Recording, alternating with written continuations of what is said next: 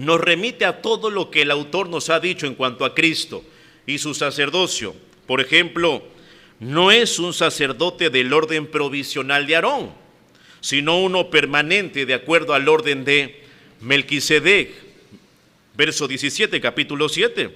No es, por lo tanto, uno entre muchos, sino único, suficiente en sí para atender a las necesidades de todos los creyentes en todos los tiempos. Versículo 15.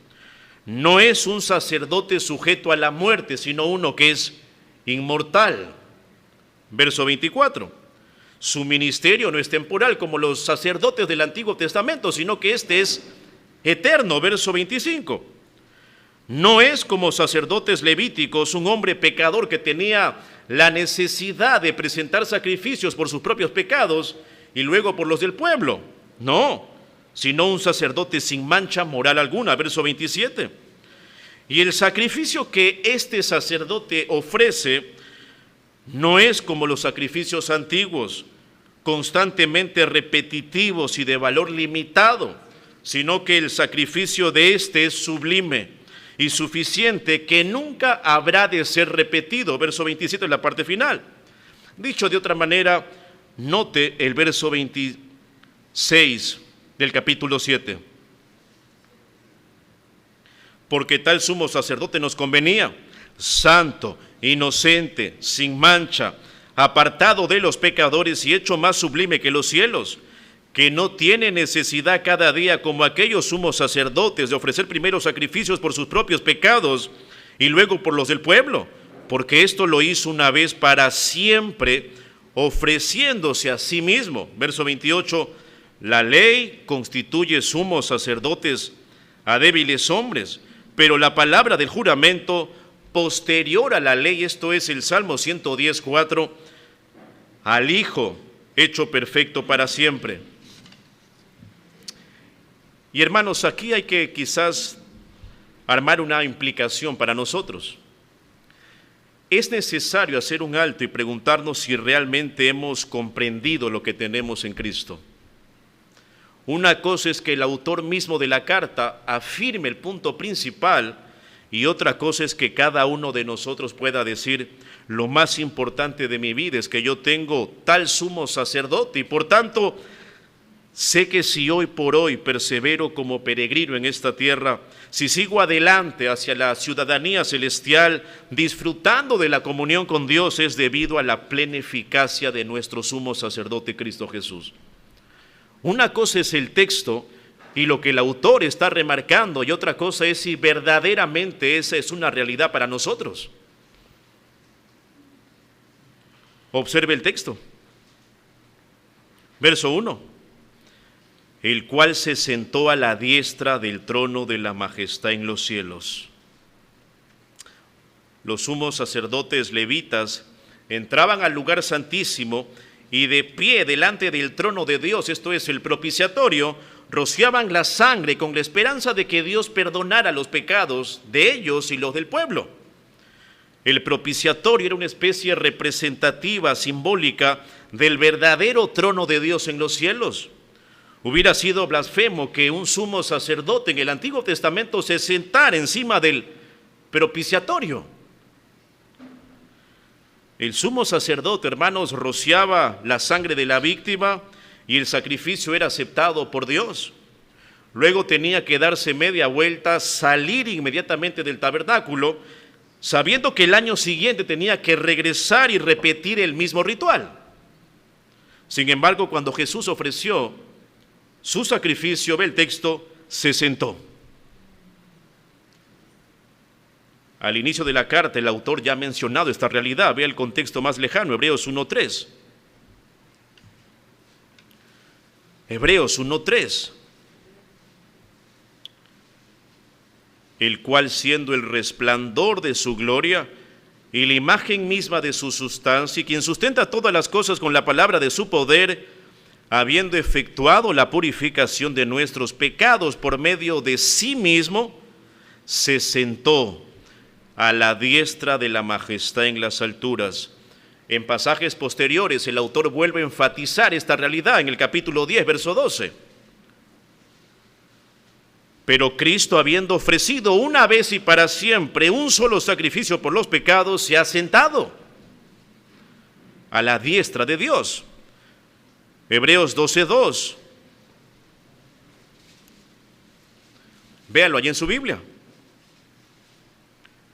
Puesto los ojos en Jesús, el autor y consumador de la fe, el cual por el gozo puesto delante de él sufrió la cruz, menospreciando el oprobio, y ve esto, y se sentó a la diestra del trono de Dios. El hecho de que Cristo como sacerdote y rey esté sentado separa todavía más la persona y la obra de Cristo del sacerdocio levítico, hermanos. La brecha es aún más grande, en el sentido de que ningún sumo sacerdote desempeñó jamás las funciones sacerdotales mientras estaba sentado. Nadie lo hizo. No había ninguna silla en el lugar santísimo. Nadie podía sentarse. Ve el contexto más lejano, Hebreos 10:11, que subraya que todo sacerdote estaba de pie diariamente.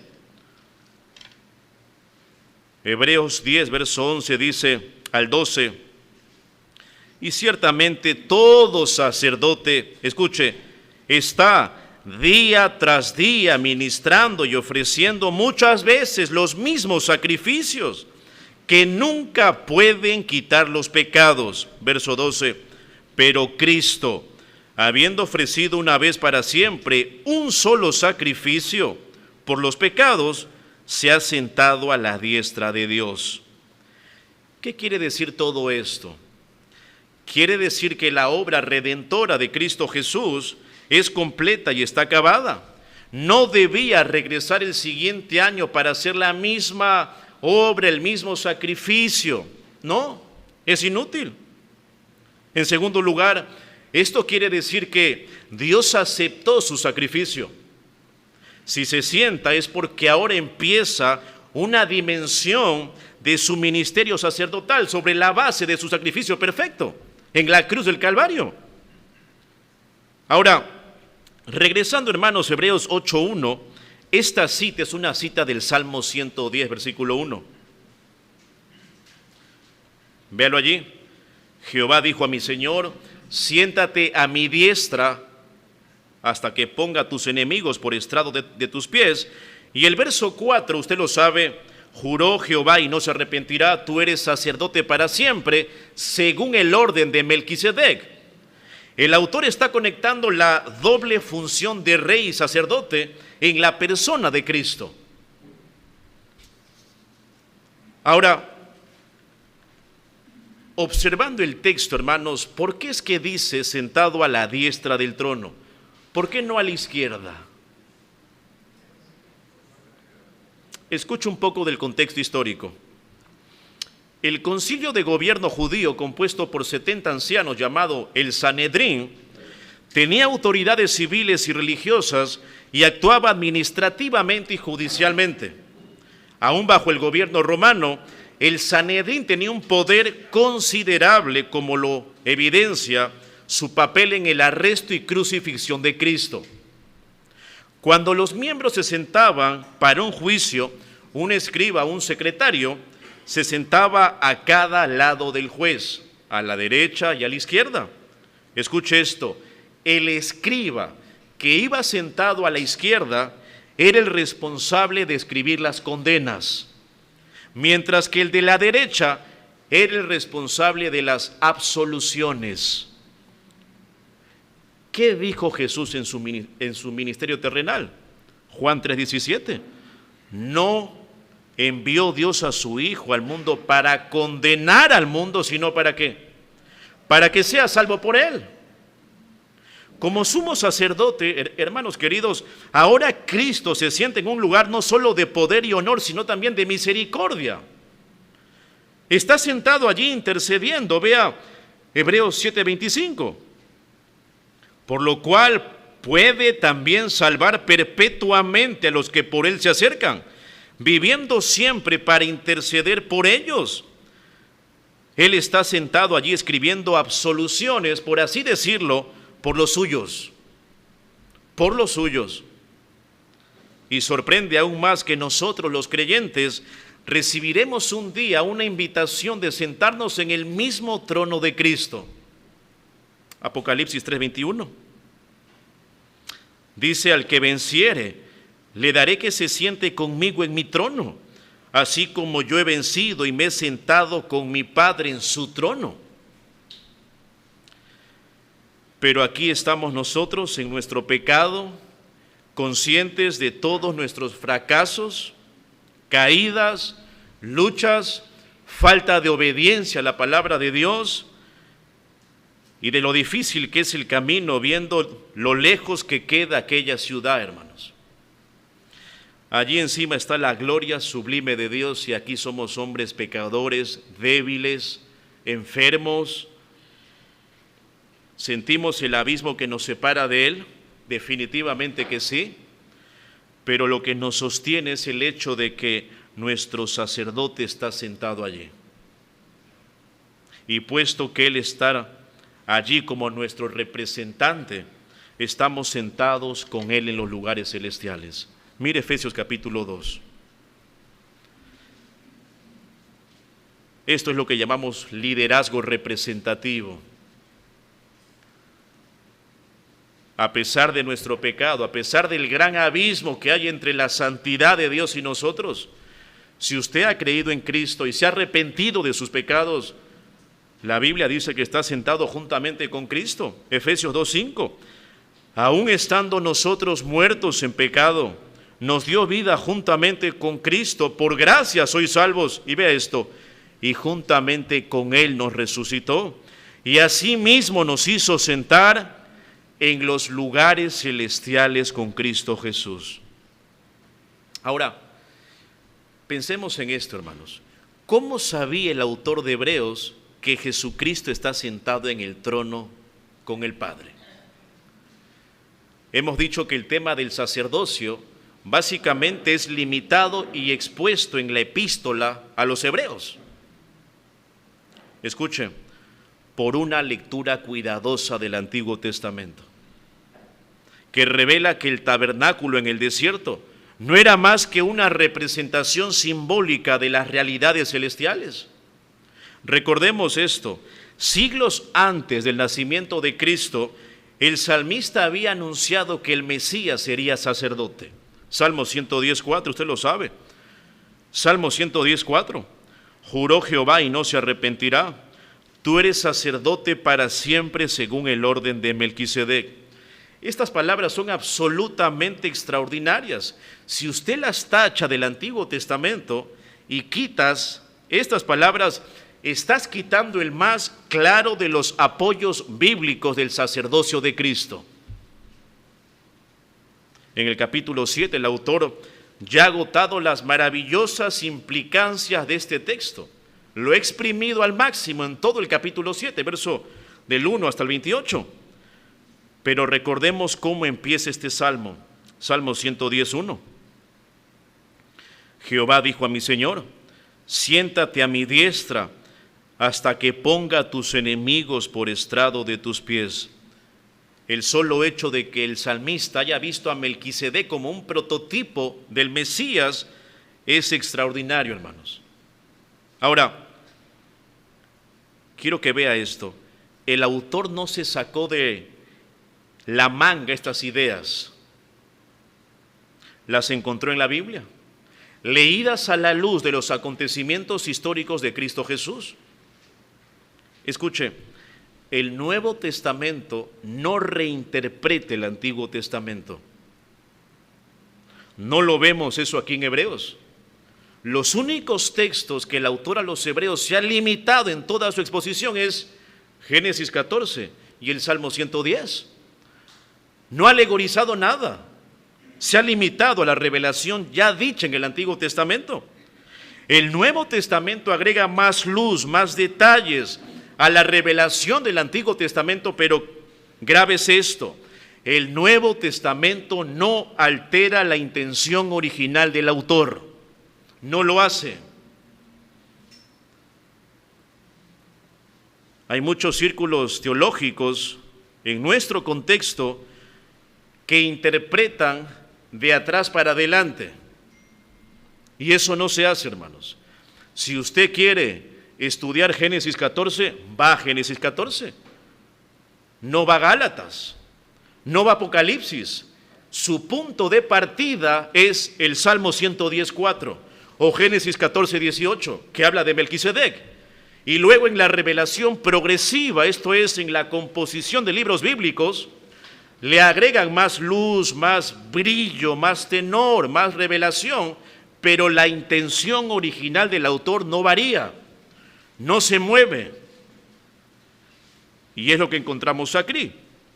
Una lectura cuidadosa del Antiguo Testamento. Ahora, regresando al contexto a los hebreos, recordemos que la audiencia original había aceptado a Jesús como el Mesías prometido, pero tienen todavía una fuerte inclinación al judaísmo y a las formas de aferrarse a las ceremonias del antiguo pacto.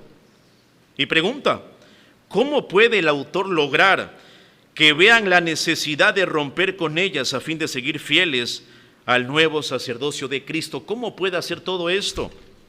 Observe el texto, verso 2. Hebreos 8, verso 2. Ministro, véalo en la Biblia. Esta palabra ministro es una palabra compuesta, pero más allá de eso es una palabra de aposición. Es una descripción del mismo versículo 1 que aparece allí como el cual. ¿Quién es el cual? Es el ministro. Ambos términos pertenecen al mismo campo semántico y en la gramática se le llama aposición. No son dos cosas distintas. Están hablando del mismo tenor, una unidad semántica. No es un ministro entre muchos, es Jesucristo, ministro del santuario. Y el término ministro aparece 5 veces en el Nuevo Testamento. Una palabra compuesta por leitos, público, y erjón, trabajo. Su significado primario es una persona de propiedad que desempeña un deber o servicio público, o el que desempeña un cargo. La pregunta es, ¿en dónde? ¿Un cargo de qué? Véanlo en el texto, del santuario. ¿Qué santuario? Siga leyendo. De aquel verdadero tabernáculo que levantó el Señor y no el hombre. Escuche esto, la coma después de santuario señala una declaración explicativa que conecta dos descripciones del mismo elemento. Santuario o tabernáculo es lo mismo, es lo mismo. Ahora, contexto histórico, hermanos. El tabernáculo aquí se refiere a la tienda donde Dios se reunía con su pueblo después del Éxodo. Un lugar que por el contexto en el que se encontraba proporcionaban un lugar móvil de la presencia de Dios. Donde iba el tabernáculo.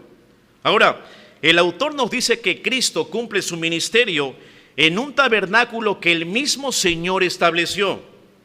No es un tabernáculo terrenal, sino uno celestial.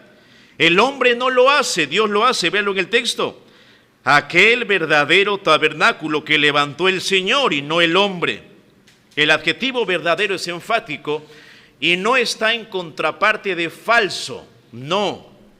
Por el contexto, verdadero significa aquí realidad, realidad, en contraste con algo irreal. Es la comparación entre lo típico y lo temporal y lo real y permanente. Mire Hebreos capítulo 9, verso 8 y 9. Ve el contexto más lejano. Hebreos 9, verso 8 y 9. Véalo allí.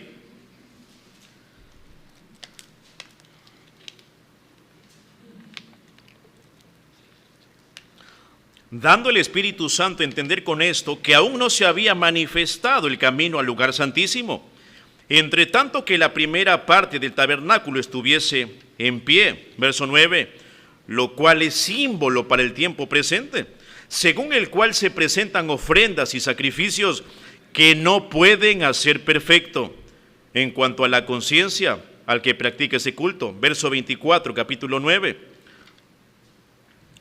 Porque no entró Cristo en el santuario hecho de mano, figura del verdadero, sino en el cielo mismo para presentarse ahora por nosotros ante Dios. La copia estaba en la tierra, el original estaba en el cielo. Y como lo dijo un comentarista, y cito, los primeros lectores estaban en peligro de confundir las cosas y pensar que lo verdadero estaba en Jerusalén. Allí había un templo, continuación del tabernáculo que se podía tocar y se podía ver. Era una realidad física incuestionable, pero a pesar de ello no es la primera realidad, dice el autor, sino solo una pobre imitación de la realidad celestial. Fin de la cita. Una implicación aquí importante, hermanos, que subraya el autor es esta. Para nosotros, ¿dónde encontramos el mayor nivel de realidad en nuestra vida? Piénselo. Para los judíos era el templo, que se podía ver y tocar, era físico. Vivimos en una generación materialista. Para nuestros contemporáneos lo real es la materia, el cuerpo, las cosas que se ven y se palpan. Somos muy sensoriales. No creemos en el infierno, no creemos en el cielo. Nos cuesta porque no lo hemos visto, no lo hemos tocado. Somos como Tomás. Hasta que no vea, no toque, no te sienta, no voy a creer. El Evangelio, en cambio, nos enseña que todas estas cosas son temporales y fluctuantes. La principal realidad y la que durará para siempre está en los cielos, hermanos. Mateo capítulo 6, usted lo sabe. No atesoren tesoros en la tierra, donde la polilla y el hollín corrompen, y donde ladrones minan y hurtan, sino atesoraos tesoros en los cielos. Colosenses capítulo 3, si habéis resucitado con Cristo, mirad que las cosas celestiales, donde está Cristo sentado.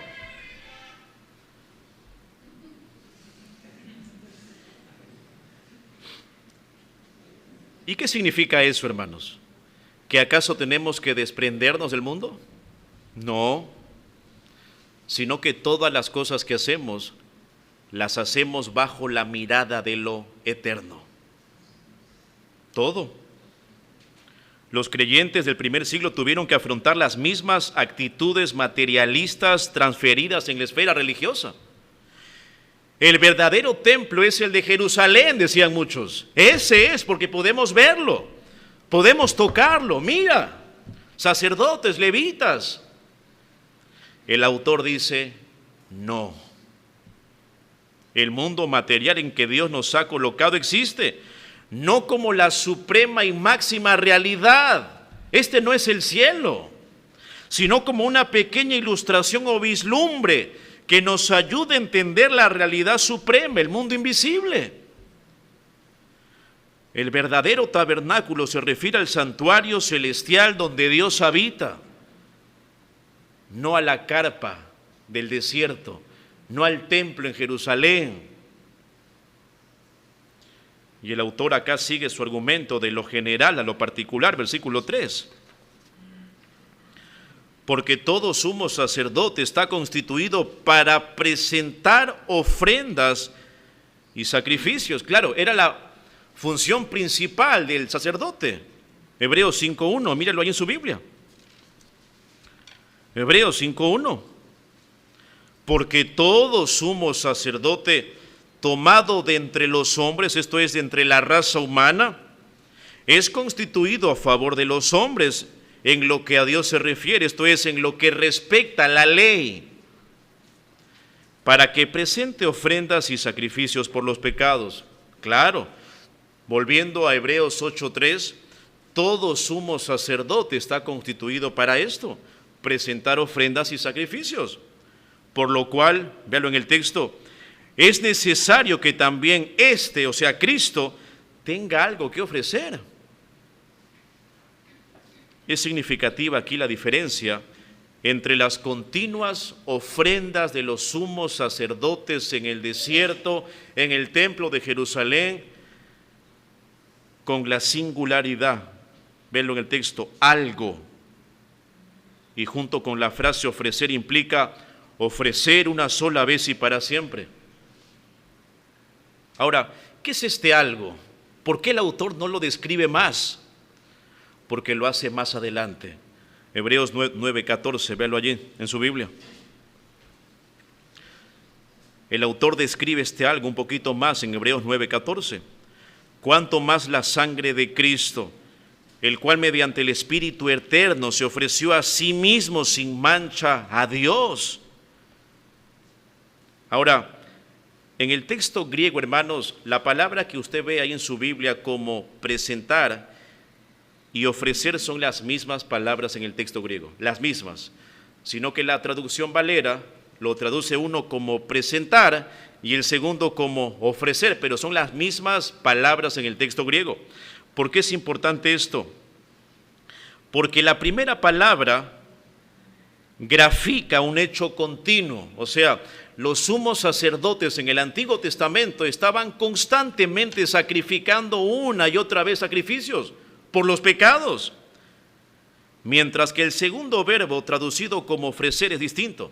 El tiempo es heurístico de ofrecer, y esto indica una acción ya completada, no algo que está ocurriendo en el presente, no, es algo del pasado. Cuando el Señor Jesucristo ascendió a los cielos como nuestro sacerdote, tuvo que llevar consigo un sacrificio, tenía algo que ofrecer y debía satisfacer las exigencias perfectas y santas de Dios. Su sacrificio, hermanos, cumplió de manera perfecta esas demandas que ya no tiene necesidad de ofrecer otra cosa. De hecho, la prueba de ello es que él, verso 1, se ha sentado a la diestra del trono de Dios. Está sentado. Como lo dice un autor, y cito, la sangre derramada por Jesús tiene ciertamente una extensión y validez eterna, pero no es así porque Jesús se siga sacrificando repetitivamente, sino por el valor intrínseco de su único sacrificio ofrecido una vez para siempre. Fin de la cita. Ahora, verso 4, Hebreos 8. Así que, en conclusión, si estuviese, imagínense, si Cristo estuviese en la tierra, ni siquiera sería sacerdote. Y la pregunta es, ¿por qué? Esto es Hebreos 7. ¿Por qué no sería sacerdote Cristo si estuviese en la tierra? Número 1, porque él no vino de la tribu de Leví, ni tampoco era de la familia de Aarón. Y en segundo lugar, ¿por qué, hermanos? ¿Qué hacían los sacerdotes en el Antiguo Testamento? Agarraban animalitos de acuerdo a la economía del ofrendante y los sacrificaban. ¿Cristo hizo eso? No, él nunca ofreció en sacrificio a ninguno de los animales prescritos por la ley, sino que el mismo sacerdote se ofreció a sí mismo. Esto era revolucionario. El sacerdote era el sacrificio. Y como lo dice el doctor MacArthur, y cito, si el templo aún siguiera en pie, Jesús ni siquiera sería sacerdote. Por ende, no podría él ministrar a nuestro favor bajo los términos del antiguo pacto. Jesús sanó enfermos, resucitó muertos, predicó en la ladera del monte, en la sinagoga, perdonó pecados, se llamó a sí mismo el Hijo verdadero de Dios durante su ministerio terrenal, pero nunca reclamó el derecho a ministrar en el templo. ¿Por qué? Escuche, Dios nunca mezcla la sombra con la sustancia, el tipo con el antitipo. Fin de la cita. Claro, si todo el sistema religioso era solamente una sombra, ¿qué hacía Cristo en la sombra? Véalo en el texto, verso 4. Así que, si estuviese sobre la tierra, ni siquiera sería sacerdote, habiendo aún sacerdotes que presentan las ofrendas según la ley.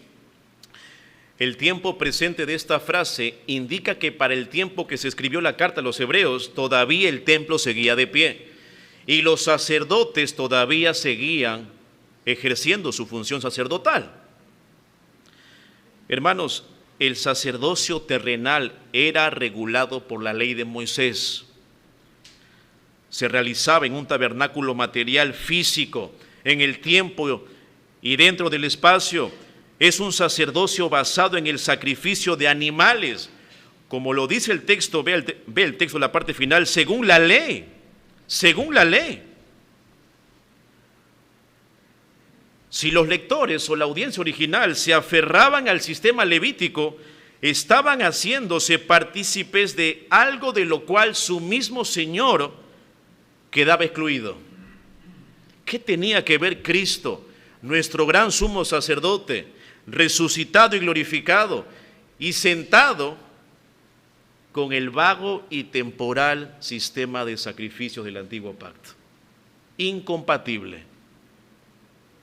Si querían que el Señor Jesucristo sea su sacerdote, habrían de salir con Él del sistema levítico y encontrarse con Él en la nueva esfera de realización de su ministerio celestial. No es cuestión, hermanos, de tener un pie en el templo y un pie en la eternidad. O bien estamos sentados en los lugares celestiales con Cristo, o bien vamos detrás de formas que son caducas e inservibles y vacías. El santuario terrenal, el tabernáculo o la tienda, desde sus comienzos fue diseñado únicamente para ser una especie de sombra, de figura de la realidad celestial, nunca la versión final. Véanlo en el texto, verso 5. Los cuales, Hebreos 8:5, los cuales, esto es, los sacerdotes que ministran en la tierra, los cuales sirven a lo que es figura y sombra de las cosas celestiales, como se le advirtió a Moisés cuando iba a erigir el tabernáculo.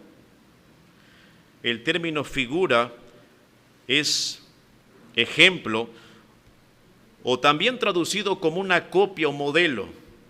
Y me gustó la versión NBI, que lo traduce así: estos sacerdotes sirven en un santuario que es copia y sombra de la que está en el cielo.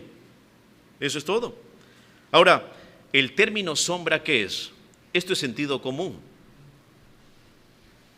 Es una referencia a lo que se produce cuando el sol da a un objeto sólido y proyecta una imagen defectuosa, una silueta del objeto. ¿Sí o no? Claro. Es como una sombra arrojada sobre el suelo por la realidad celestial. Eso era el tabernáculo, aquí físico. El santuario celestial, hermanos, no es una versión mejorada, arreglada del terrenal. Todo lo contrario, el terrenal no es más que una sombra, una copia vagamente sugestiva del celestial. Las ofrendas, los sacrificios, el santuario e incluso los sacerdotes eran copias y sombras de sus contrapartes celestiales. Una sombra no tiene sustancia, no tiene existencia o significado independientemente de lo que él produce. Como dice un autor, dice, y cito: es como tratar de vivir sobre los planos de construcción en vez de vivir sobre el edificio. Fin de la cita. Es ridículo, hermanos, seguir la ley, hacer peregrinaciones, las observancias de la ley, hacer sacrificios. Vamos a hacer el templo aquí de una manera que se asemeje al templo de Jerusalén, porque es una sombra. No. Ve el texto, verso 5. Dios le dijo a Moisés: mira, haz todas las cosas conforme al modelo que se te ha mostrado en el monte. La palabra allí, modelo, en el texto griego es tupos, de donde viene la palabra tipo, vislumbre, sombra, anticipo, prototipo. Eso era el tabernáculo, eso era el templo. Y para ir terminando temprano, escuche esto, quiero quedarme aquí. ¿Se imagina usted un matrimonio en que el novio recibe la instrucción de besar a la novia y éste agarra y besa la sombra y no la novia? De la misma manera, hermanos, aunque es risible, somos nosotros de necios cuando queremos llegar al cielo por nuestros propios medios y no por el Señor Jesucristo. Somos enemigos de Dios por naturaleza, no lo olvide. Solo por medio de este sumo sacerdote que traspasó los cielos, que es santo, sin pecado, hecho más sublime que el cielo, podemos reconciliarnos con Dios. Hermanos, nuestra salvación está garantizada porque tenemos un sacerdote perfecto. ¿Qué vas a hacer ahora con esta verdad? ¿Vas a agregarle a Dios, vas a agradecerle a Dios por esta realidad o vas a regresar a las sombras, a los tipos? Creyendo en tu necio razonamiento que es la realidad cuando la Escritura dice que no lo es. Imagínense, todo el Antiguo Testamento, escuche, no tenía el propósito de salvar a nadie. Solamente era una sombra, nada más que es un tipo. La realidad, hermanos, la tenemos en Cristo. Usted y yo somos miembros del nuevo pacto, no del antiguo pacto. Pero hay muchos cristianos y muchas denominaciones e iglesias que quieren tener un pie en el nuevo pacto y un pie en la ley levítica. Utilizan textos hebraicos, no comen ciertas cosas. Eso es algo, hermanos, hasta este punto, si usted ha estado atento, es un insulto a Dios. Es menospreciar claramente la gracia de Dios. Dos razones eficaces que me llevan a agradecer a Dios por ser parte del nuevo pacto. La primera, lo hemos visto, la eficacia del nuevo sacerdote. Márquelo esto, verso 1. Ahora bien, si usted ha estado aquí desconcentrado, desorientado hasta este punto, el autor remarca el punto. El punto principal de lo que venimos diciendo es que tenemos tal sumo sacerdote, el cual se sentó a la diestra del trono de la majestad en los cielos. Impresionante. Y la segunda razón, que lo veremos la próxima semana, es estudiar con detenimiento la eficacia del nuevo pacto. Oremos, hermanos.